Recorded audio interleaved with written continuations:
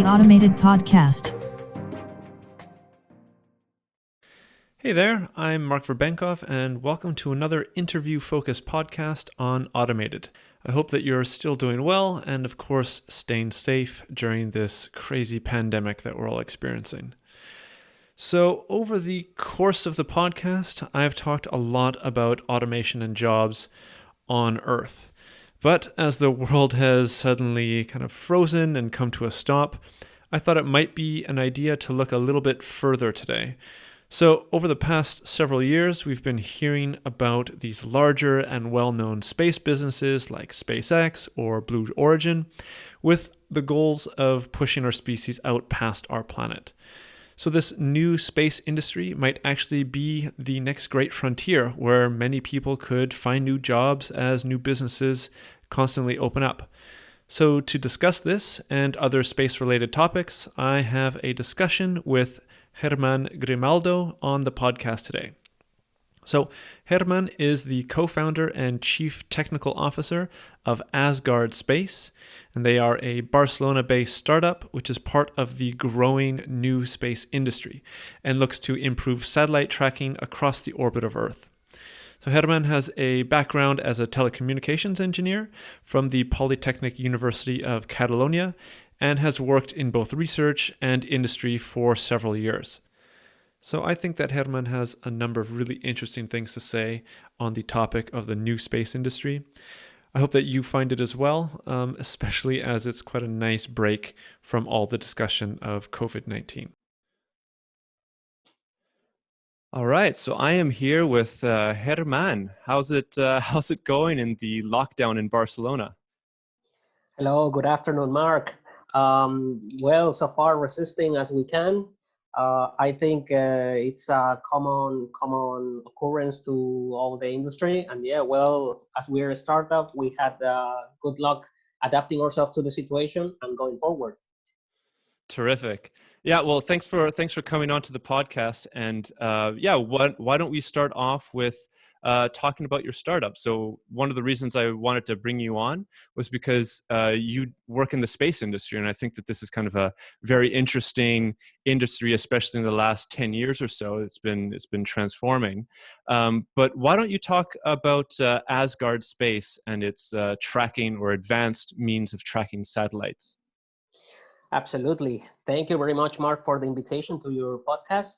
I think it's a very interesting topic to speak about, of course, the space industry, but also about the automation that comes within.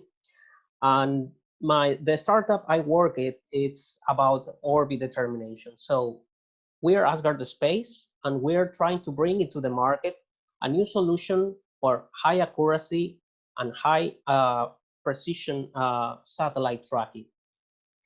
So how come we are doing this startup, right?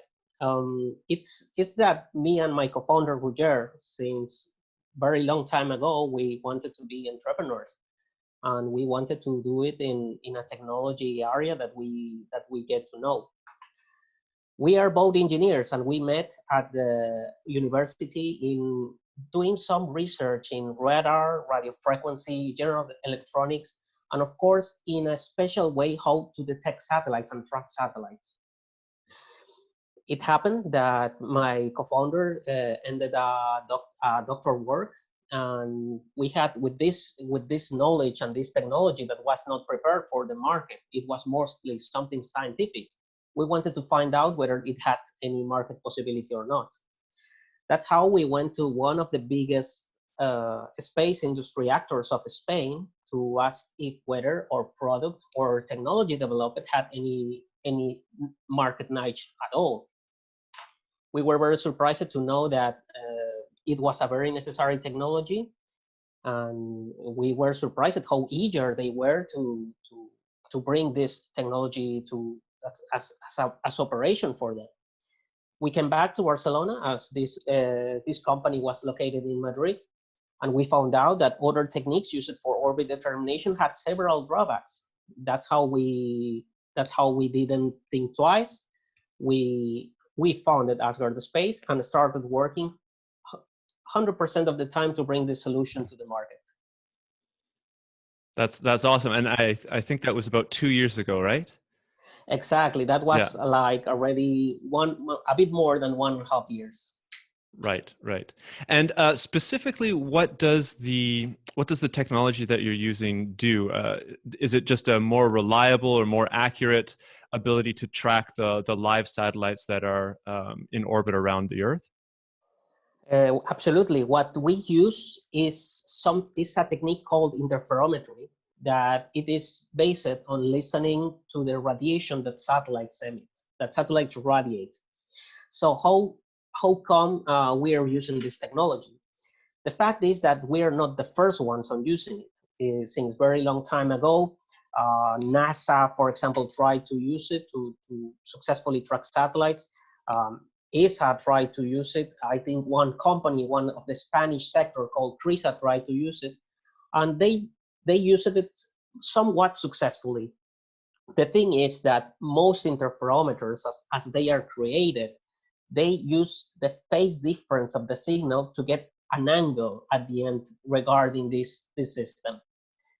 Of course, it works good, but it has several limitations. What we have done is a special architecture that works under the same principles that, of course, using special techniques and special hardware and software, we can get the six elements of a satellite. So we can not only measure angles, we can measure the complete orbit, characterize it in a 3D fashion, obtaining the state vector at the end.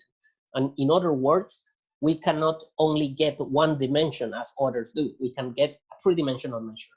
Hmm. Okay, and what is the actual benefit of doing this? Is this in order to maybe help guide the satellite to avoid space debris? What's the ultimate objective of having a better tracking of these satellites? Of course, I would like to do the comparison of space traffic management to air traffic management. Hmm. When at the start of the 20th century there were 5 planes, 10 planes, it was not necessary to have an air traffic management because there were only these planes and nobody would collide with anyone. Besides that, the market for maybe planes were very military oriented or very specific oriented to do something specific. Not everyone could travel by plane. Mhm. We can imagine that right now that will be impossible. Everybody needs airspace traffic management. We need to know where all the planes are, where they are going, who they are, and not only trusting that the airplanes communicate where they are and who they are. We also have to control that from ground.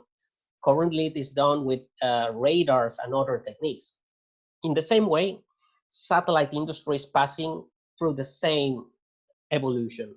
So that what does it mean? That we need to know who is launching satellites, where the satellites are, and of course to whom they belong. The thing is that in the space industry, this doesn't happen. Everyone launches their satellites, and everyone has their own methods of detecting Mhm. where they are. Besides, regarding that, these methods are very poor. In some way, it is a wild west space right now. What we want to introduce is a tool that can help regulators, of course, to get to know where the satellites are, but also for the operators, satellite operators, who are the owners of the satellites, to precisely find where they are. Not only that, we are a tool that can be adapted to any satellite, as all satellites do a service to the Earth. In comparison, some techniques can only detect satellites. For example, as if I speak about our biggest competitor, which are telescopes, they can only detect the satellites under specific conditions, just like when it is night, when there is special uh, weather conditions, when there are no, for example, there is no rain, there is no wind, or when the satellite is passing near the Milky Way. For example, this makes a very big problems to the detection and satellite determination and orbit determination of these satellites.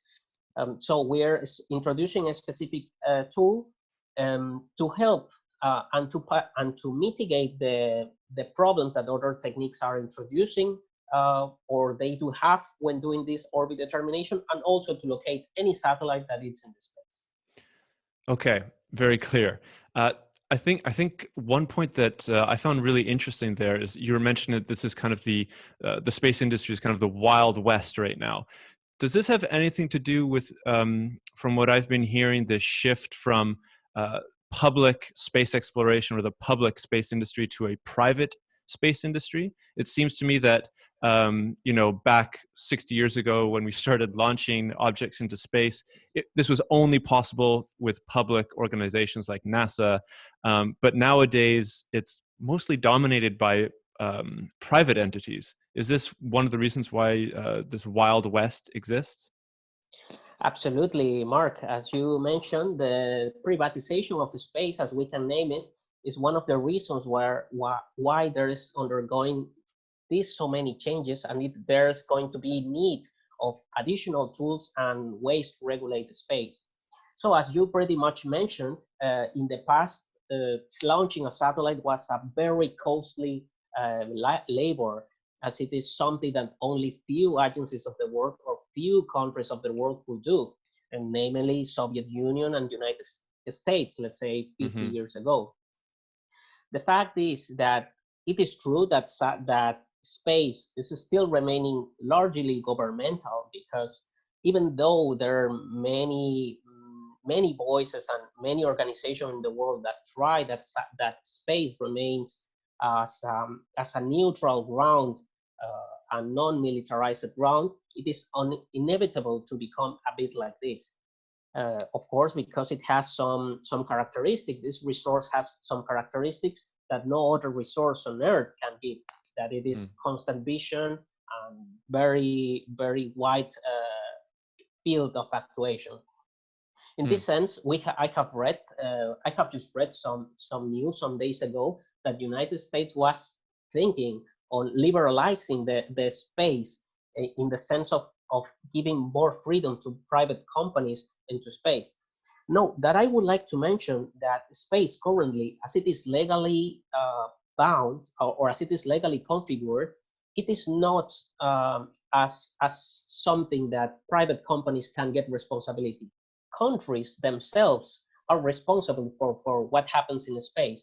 So imagine that I launch a satellite from Spain and it crashes with other satellites from anywhere. Mm-hmm. In this sense, the responsible for this mishap will be Spain, even though they had no idea who they are, or they don't have anything to do with us, because space is currently assigned only to states. Of course, this is something that will never happen, because first of all, no satellites are launched from Spain, and Spain will not allow that. But I guess you can see how it is currently configured. We hope that or we see that in the next years, the space operation is going to be more open to the scene, that not only now only big companies or multi-million companies or big companies can launch things into space, also small players, and also as a small players, we want to help to detect more satellites. Okay, that's very interesting. This also fits into kind of what I've been reading about quite a bit, is that the amount of space debris that currently is in orbit around the planet is actually insane. I read something that there's even over 100 million little bits of paint and plastic, etc., that are in orbit around the Earth. So I would only assume that this opening up of space to the private companies would only exacerbate this, and I'm assuming it's quite a big problem for the satellites that are out there. Absolutely, absolutely. It is indeed a problem right now, and there are some programs, for example, principally public from ESA, for example, that are trying to see techniques how to mitigate the space debris. And the fact is that the space debris is something, it's a problem, it's like an elephant in the room sometimes in the space industry. It is something very important, but it's not, as the space belongs to everyone, it is matter of everyone and no one at the same time. It is a bit like international waters. International waters, there are lots debris and plastics and trash that must be cleaned. It is an interest of cleaning all of that for everyone, but who is going to pay for cleaning this debris in the international water?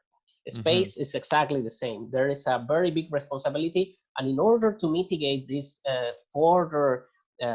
further debris from getting created, new regulations and strong regulations must be done internationally. We are expecting that, of course, space gets privatized in the sense that companies can operate freer, but there could be better and bigger regulations for these private entities that want to launch something into space to avoid increasing space debris. Okay. Um, Maybe I can take a step back here. So, uh, why exactly is it that private entities have been able? It seems like only in the last 10 years or so. Why have they now been able to launch satellites and rockets into space? Is it because the technology has gotten so much better and so much cheaper over the last 60 years, or is it something that I'm missing? Well, I think it could be attributed to many factors, Mark. First of all, we know that there has been a very big trend that probably has been started because billionaires on the other sides of the world, or well, Hmm. other sides of the world regarding mine, of course, in Barcelona, you mentioned. We see that, for example, Elon Musk. It's a very relevant name in the space industry. He was a very successful entrepreneur in the past, and then he was very he always said that he was very motivated for space, and even has even plans to give currently connectivity to all the world and to give humanity access to Mars. Hmm. There is not only this person into the space industry. There is also, for example, the founder of Amazon, Jeff Bezos, that is another billionaire that has some vision about the space, and also this third player and this third billionaire that has done a lot of investment in the space called Richard Branson from Virgin Galactic. So besides these very big influencers, let's say in the world of entrepreneurship, that they have shown very much ability into the entrepreneurship world, and they want to translate it into the space industry. We have recently seen that as nations, or well, not recently, but in the last decades, nations like uh, China, India, uh, and many others are able to not only bring their satellites with the help of United States or maybe Russia, that were typically the launching company, the launching capabilities, but they are also starting to have their own capacity to do it. So we're seeing that it is true that in the past it was very expensive and very difficult because it was a new technology. But as it gets more mature, and we see that there is more industrial capacity, and there is more necessity to acquire data and to use data from space, the space industry inevitably gets more important. So in the another way how we can see it is that data, we have learned in the last years that data from other industries is very important, right? So sometimes it gets so important that it costs the data more, or the data has more value than some companies themselves, or data is the only biggest asset of some companies. That happens in the same way in the space industry. The space industry can gather so much data, very much data, from Earth observation, from connectivity, from navigation, from many other appliances that could access new markets. So in this way, that's one of the reasons why space industry has gotten so much developed in the last years. Okay. So maybe this seems to be the trend that was continuing maybe up until 2020. Now that we're kind of in a current virus era, how do you Oh, think yeah, how do you think that the coronavirus is going to change the space industry? Do you think it'll be massively transformed, or will the space industry benefit from the coronavirus and the economic situations? What are your thoughts on that? It is difficult to tell, Mark, because the coronavirus is yet, we are currently in quarantine. It's like something that maybe has not happened a while ago, so we can analyze the impact of the space industry. But absolutely, we have already seen some of their effects, that they are not alien to the space industry. We have seen that, for example, some companies that were expecting funding, they have failed to get some funding as right now because of the virus. This is something that, of course, not only has affected the space industry, but it could have some precedent about some change of plans. One thing that I could absolutely say is that automation absolutely could have a very more accelerated trend in the space industry rather than before. So as I would like to mention why is this. Space industry, as right now, it had a big hole in the sense of how to control and how to standardize some procedures. For example, there has been some events in which there could have been some probability of collisions between two spacecraft orbiting the Earth, and the way of avoiding these crashes, it is by email. So, for example, yes, absolutely. For That's example, crazy. absolutely, Mark. I'm sorry. My thoughts on the space industry is, one of the more high tech industries out there. I think you're kind of bursting that little bubble. Absolutely. I mean, there are things that are very high tech, but some procedures are Stone Age technology. For example, this one.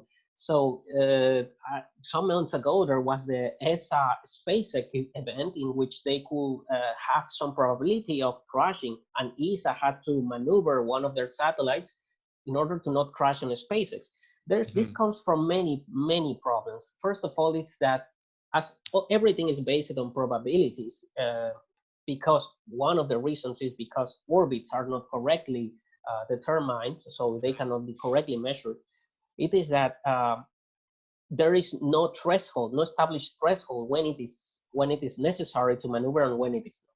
So that's why, for example, ESA maneuvered and SpaceX not. The second one is that there is no sharing of information there. So if ESA has one spacecraft, it shares the location of this spacecraft and orbits in goodwill to other organizations, but it is not like something forcefully or very good standardized as space, as I formerly commented. And the third one is, of course, the way of communication between these agencies. The fact that it is done by email, or that they have to email them that it is going to crash in some time or in some days ahead, it shows that, of course, many things have to improve. And where comes automation in that? We know that firsthand that there are many startups working in automation, doing automatization of all these things that could be easily avoided. For example, orbiting maneuvering.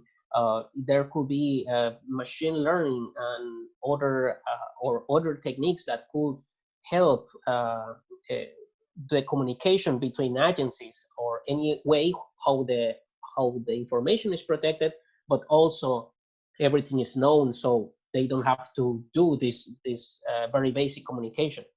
The second is to standardize and to maybe do a better standards on how to manage these probabilities of collision. As we know, everything is going to be continued done in probabilities because nothing is exact as done. Nonetheless, through the help of machine learning, this will be part of automation, of course. There could be learn how to do it correctly. When are the probabilities of collision? What is the probability on which threshold do this spacecraft must maneuver? What are the odds that, or what are the effects on the spacecraft life? Because all the spacecraft need fuel to continue working properly, or to at least not be a zombie satellite in some cases that cannot be continually operated. It seems like maybe this coronavirus era is enabling the automation of different processes. With all of our current quarantine lockdown situations, and I think that the kind of future of this is going to be still social distancing will have a large part to play. Do you think that more automation in the actual exploration of space will continue? Will that be maybe? I think it's already a trend, but do you think that it will be maybe even increased as time goes on, because humans won't really be able to interact to the level that we have before? Absolutely. I think in the sense that automation, as we have seen it, it's probably going to be. I'm not sure, Mark, about the projections. I'm quite sure you Hmm. know them better. But I have read that in 20 or 25 years, I think most things, or many things that we know today, are going to be automatized already. Of course, space exploration, in the sense of scientific missions, is going to have some participation in that. I'm absolutely sure.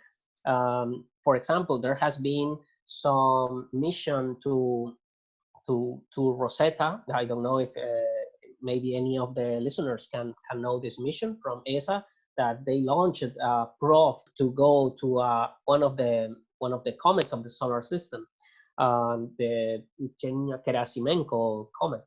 The thing is that when they did a very wonderful job on catching up this orbiting object, and also setting up all the images and studies about their composition and everything. The problem came when they set one of the small parts of the spacecraft that it had to land on the meteor.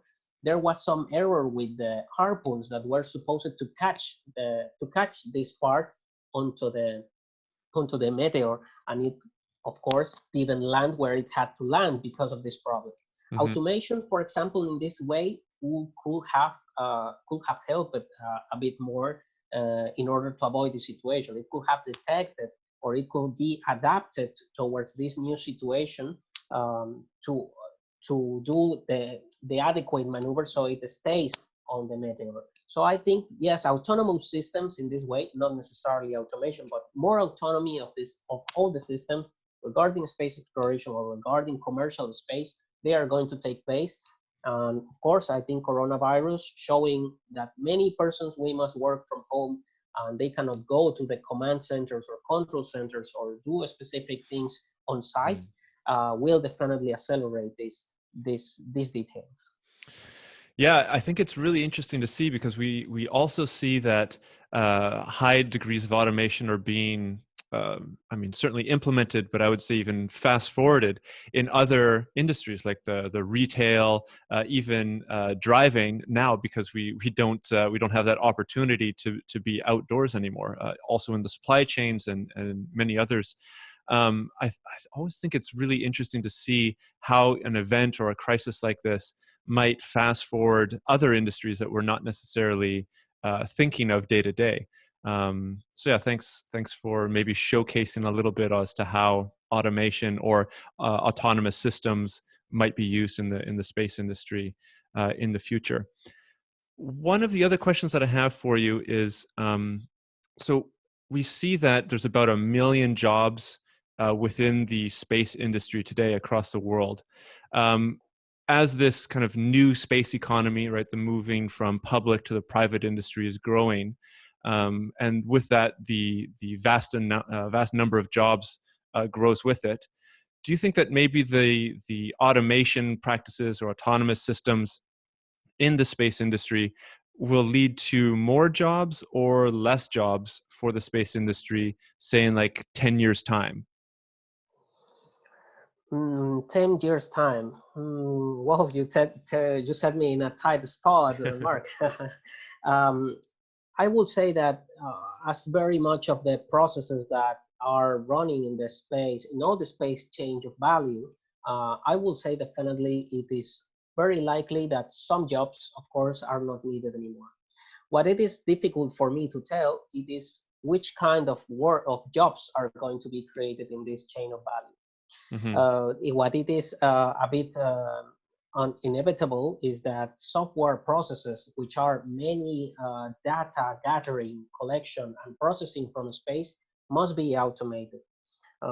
That's something that, of course, it's going to happen in all the industries.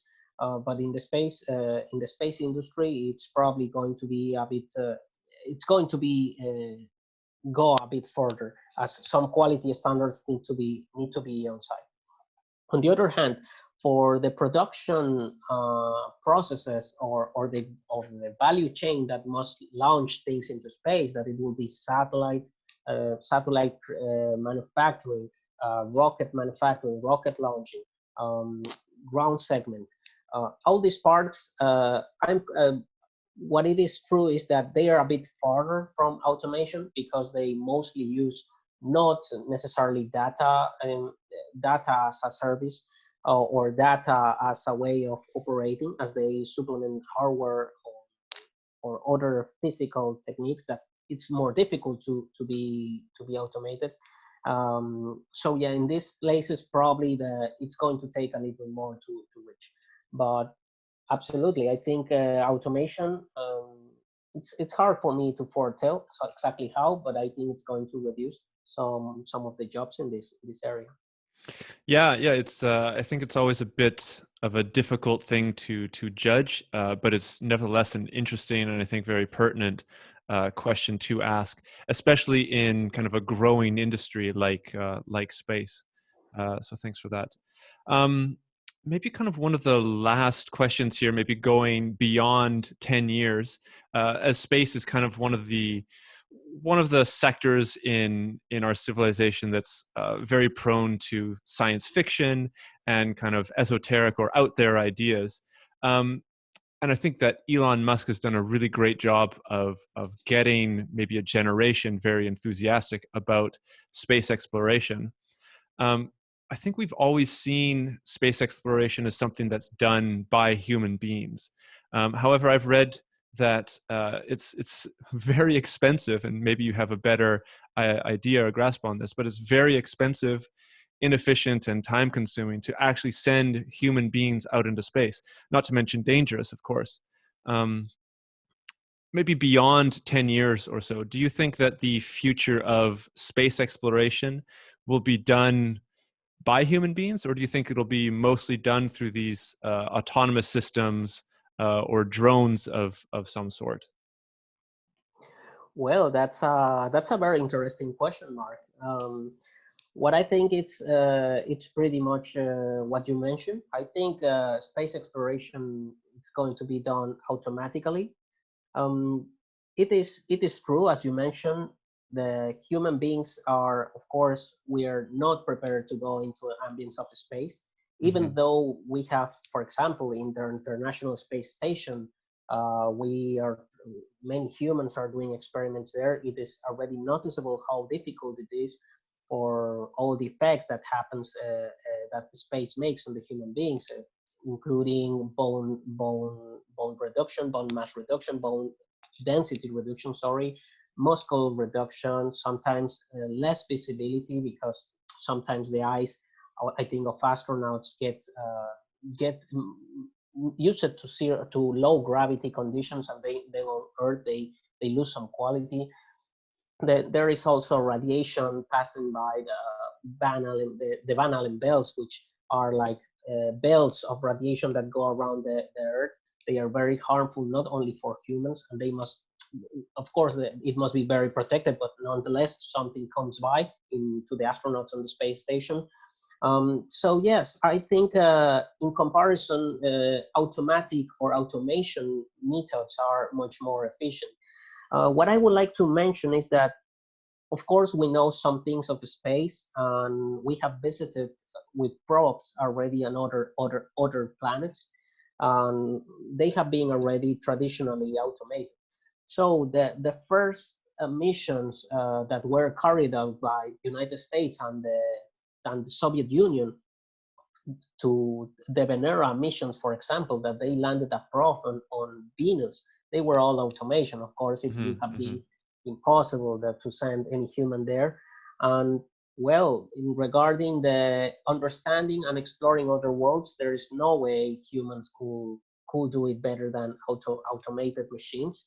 But maybe some plans of going to the moon and establishing a little base there for scientific activities, as well as maybe on Mars, or maybe small colonies to test or to carry out scientific uh, scientific tests. Absolutely, I think they could be feasible and better than maybe in automation than some ways, but space exploration is going to remain completely automated so far, I would be.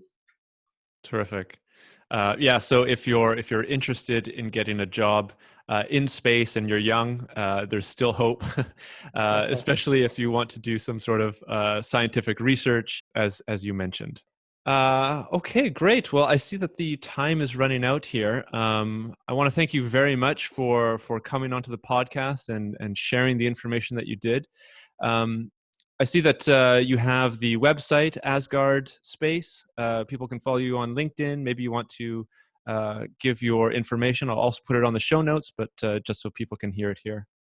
No, thank you very much, Mark, for inviting me to your program. It's absolutely and very glad to participate in.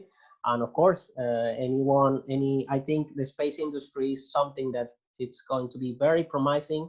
It is true that automation might have some words or some ways into getting some of the jobs here. But what it is true is that the space industry and space as we have it as the humankind, it is it's something that we are doing almost for the first time. It's only 50 years ago we are in the space, and we have an infinity before us as jobs, as science, and things to do out there. And I absolutely would like to encourage any young persons listening to us to get into the industry. Thank you very much, Mark, too. Perfect. Thanks for coming on, and I think that's a great way to end it. So thanks for listening to this week's episode. If you want to support the podcast, you can leave a like or a review on Apple Podcasts or wherever you listen to your podcasts. If you want to get in touch, feel free to do so over Twitter or LinkedIn by searching for Automated Podcast. On the website, automatedpodcast.org, you can leave a comment on any of the episodes, read the transcripts, and look at the sources I use in all of these episodes.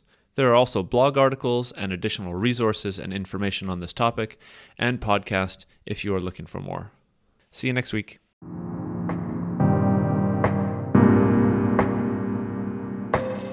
The Automated Podcast.